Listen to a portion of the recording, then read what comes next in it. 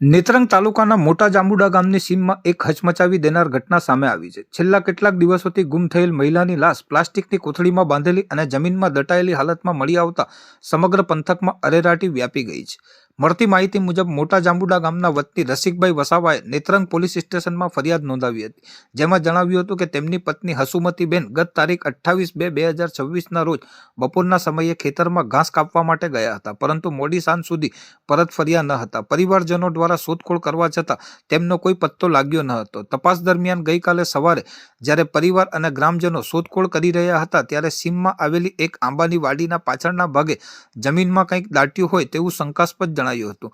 એ અંગે પોલીસને જાણ કરાતા ઉચ્ચ અધિકારીઓ અને ડોક્ટરની ટીમ ઘટના સ્થળે પહોંચી હતી. જમીન ખોદતા અંદરથી એક મોટી પ્લાસ્ટિકની કોથળી મળી આવી હતી. તેને ખોલીને જોતા તેમાં મહિલાનો કોહવાયેલી હાલતમાં મૃતદેહ મળી આવ્યો હતો. મૃતકના પતિ અને પુત્રએ લાશના કપડા પરથી તે હસુમતીબેન હોવાની ઓળખ કરી હતી. ફરિયાદમાં જણાવ્યા અનુસાર કોઈક અજાણ્યા ઇસમે કોઈ અગમ્ય કારણસર હસુમતીબેનનું ગળે ટૂંપો દઈને હત્યા કરી છે અને પુરાવાનો નાશ કરવાના હેતુથી લાશને પ્લાસ્ટિકની કોથળીમાં બાંધી જમીનમાં દાટી દીધી હતી. નેત્રંગ પોલીસે આ મામલે હત્યા અને પુરાવાનો નાશ કરવા અંગેનો ગુનો નોંધી વધુ તપાસ હાથ ધરી મૃતદેહને પોસ્ટમોર્ટમ માટે નેત્રંગ સરકારી દવાખાને ખસેડ્યો હતો. પોલીસે આ ગુના પાછળના કારણો અને આરોપીની શોધમાં વિવિધ દિશામાં તપાસના ચક્રો ગતિમાન કર્યા છે.